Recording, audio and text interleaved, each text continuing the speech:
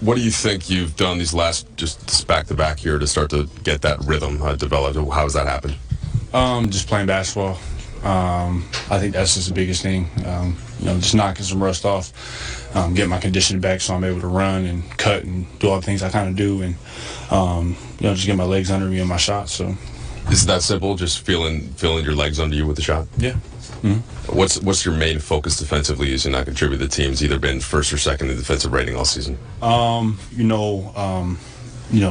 Just play defense. I mean, just keep it simple. That's our MO. That's our identity. That's how we're going to win games, and just kind of try as give as much effort as I can. So, anything tonight that you focused on, especially?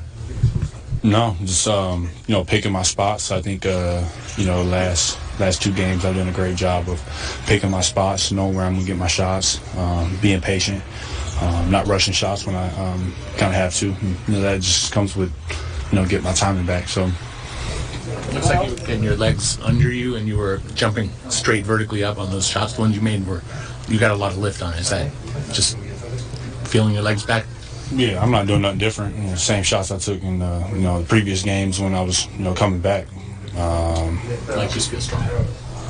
Yeah, I'm just playing more basketball. That's all. Yeah. Kyle, you've seen the Warriors over the years where they've been just one of the great teams of all time. What's it like to see them in the state they're in now?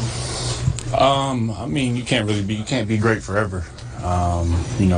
They're a dynasty throughout this decade, won 3 rings, had a lot of success, and when you play that much basketball every single year, you're bound to have nips and bruises and pains, and they kind of been hit with it the worst with 2, 3, 4 other guys getting hurt, KD gone, but that's just the life cycle of the NBA. Kyle, after last year, every injury felt so critical for every result. What does it mean to you guys to kind of see this game come together without AD on the floor? Just the next man up mentality. We know that guys are going to take a few breaks this year. Some guys are going to get nicks and bruises, and last year we kind of learned that injuries are huge, and credit to our training staff doing a great job of monitoring people and making sure that you're 100% when you can play, and if you're not, just take it out. It's not a big deal. So Kuz seems to be getting into form here. He got the start tonight for AD. He responded with 22 points, and I think the focus for this team is always going to be on the defensive end, but a big part is who's going to be that third scorer, and it seems like Kuz is on his way, like we all thought, to being that guy, and he's starting to shoot the ball better as well. I'm actually pretty impressed with Kuz, just from the standpoint of we constantly preach that he hadn't played basketball since the middle of August. He put so much work in and tried to be in the position to be that third star for this team. He had so much hopes of kind of hitting the ground running this season, and it really has not taken him that much time.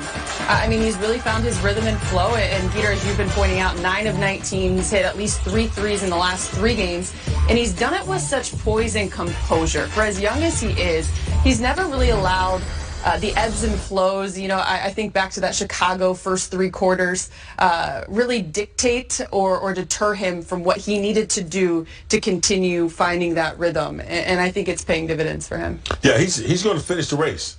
He might have some flat tires or some bumps and bruises along the way, but he's going to finish that race. He's going to finish hard. And the thing I like about him, he came in as somewhat of a young leader. He doesn't mind expressing himself.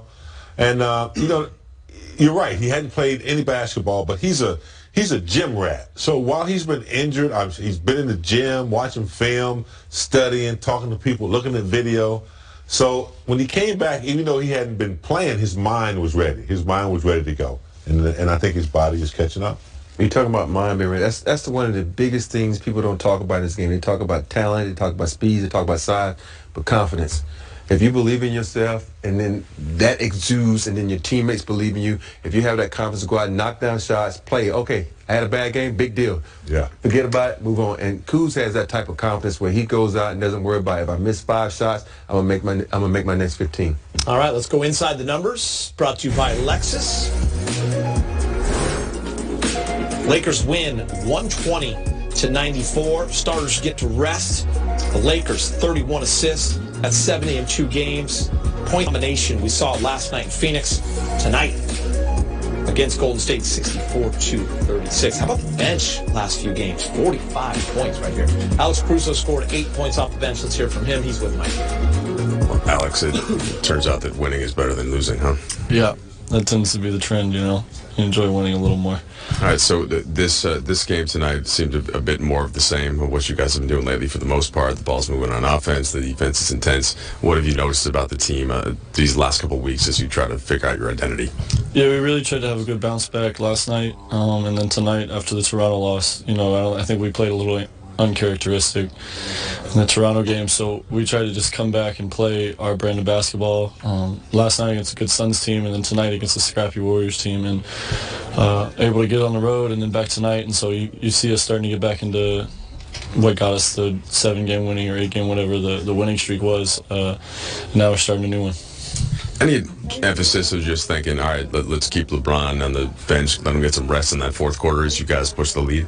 Yeah, it's important. You know, it's a long season, and for where we want to be at the end of the season, he's going to be, him and AD, both going to be the focal point, and guys, we need to be at their top shape. So anytime we can do that, that's great for our team. Frank Vogel's mentioned a couple of times, and even the data was there this summer, that when you and LeBron on the court together just had a good net rating. Mm-hmm. I wonder what you've noticed about the times that you're out there and how you can kind of compliment him. I mean, it's just that we complement each other really well. Both cerebral players, and I kind of understand what he looks for. Got to play with him last year, obviously, and then we're starting to really pick up our chemistry going into games this year. Just even last game, Phoenix game, at the end of the game, going in, just setting him up with screens and making plays where I know that he likes to get the ball and he likes to have advantages. So we're just rounding into form. You know, we talked about this the first couple games of the season where we didn't play perfect, but we're building and we're growing, and we're doing the same thing. You know, uncharacteristic, like I said, Toronto, and then last game, this game is more our brand. Yeah, over the top, nice pass, who's in stride. That's the most important, in stride, right by the basket. See, if that would have been James would have dunked that over. I would have stuck it. It would have stuck it. Yeah, even the best defensive players are looking at that ball like, damn, I can't do nothing about that one. It's gone. It's gone. Yeah, I love those passes over the top. Like those passes? Mac Truck loves those passes. He's saying you never passed. I guess we'll talk about it in a minute. Jared Dudley, I love when he plays and scores because then we get to hear from him in the locker room. He scored 6 points, season high 23 minutes. He's with Mike Trudell. So, Jared, the plan is to just stay 100% from three the whole year, right? That's the plan. Nah, I mean, this is one of the reasons I wanted to come here. I thought when Anthony Davis and LeBron doesn't play, I thought that having the right type of veterans here to be able to help young guys get these wins. I know Golden State's struggling, but it's going to come again when you're playing like OKC, Minnesota on a Thursday night and a back-to-back that my number will be called. And, you know, tonight might be 2 for 2. Another game I might be 0 for 2, but as long as I'm doing the little things, talking on defense, moving the ball, and doing my role, that's what I'm here for. I know you've been spending some time with Kyle Kuzma, really, since you signed with the team. What have you seen as he started to find his rhythm these last couple of nights? He's definitely found his rhythm shooting touch-wise. I think that the next step for him is now to differentiate between a good shot, bad shot, to know that when he plays with movement like he did in Phoenix, exactly that's his perfect role for him. A little bit less ISO, more getting the ball side to side, pick, pop, roll, cutting, looking for his options. And you know he's young, and not even young. Then you add a component like Anthony Davis, and you're the third, and how your shots are coming from different from last year. So it takes time, and you know I'll definitely watch film with him probably the next couple of days just to see where certain stuff that I think he could do better at. And defensively, I thought he was a lot better today. What's been so good about the ball movement, and why has that clicked, especially the last couple of games? I think that once we lost to Toronto, I think LeBron made a huge effort. I think in that Phoenix game, moving the ball side to side, I thought Rondo's pace is that. And then tonight, you're dealing with a struggling team that's young over there, and I think guys know that we have enough firepower.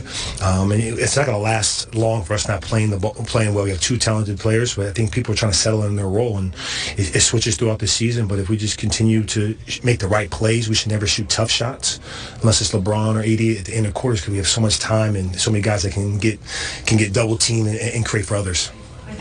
How do you guys find the balance between like moving the ball and overpassing?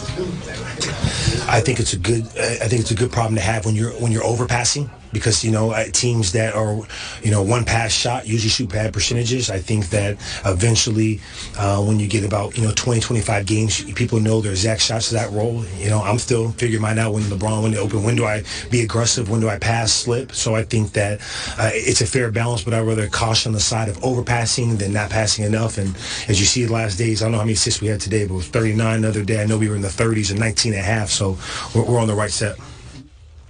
Little Access 360 for you, Rob. 70 assists in 2 games. Yes, we're going to talk about a little sharing of the basketball, my friend. You're going to the wall? No, I'm not going to the wall. They got to get 20 wins before I go to the wall. Here, okay. Now you see, drive to the rim, and look, everybody's looking at the ball. This is a sign. He passes to Dudley, passes to AC Fresh. AC Fresh over the top for a nice little 3-ball. And see, when you making that ball pop like that, the defense is running around like James, like with a chicken with a head cut off. There you go. Now you got AC Fresh coming down, get a pick and roll over the top to him. Everybody collapses again. Look, you got Dudley crashing again, draws the defense. And this would have been a really good shot for KCP, but bad pass, making a baseball pass over it. And then the most selfish guy on the team takes it to the hole and lays it up. AC Fresh for another. But this is AC Fresh highlight here. Now you got over the top. James, getting it. Look, everybody don't know how to play defense, and apparently the Warriors don't. 2 people go to Dudley, then my man McGee goes down for the slam dunk. Boy, that ball was popping tonight. It was making it move, making everybody look good tonight. James, it made you look good tonight. You've been on that team. I felt good about it. It is contagious, right? That extra pass. But when you look at this team, I mean, it's personnel. You have guys on this team that know how to play that way, and that's the way they want to play. And it starts with your top guy. Veteran players on down. Know how to move the ball, and they understand that when the ball is moving, it makes the defense work harder. So, yeah, extra pass is key. It's contagious. It makes you feel good about your teammate if you're the recipient of a pass. And so they know that's a strategy that they're going to have to use. They want to average 30 a night. I like it. You got to give the players credit, but you remember when Frank Vogel was introduced at his press conference, it was about togetherness, and it was about learning to play the game through the pass. And it's been preached since day one. And you have to think that with that coaching staff continuing to preach that message day in and day out, it can carry over and continue to show up in the stat sheet as we are seeing. All right, more to come on Access Sportsnet. Lakers, Kyle Kuzma's Heat.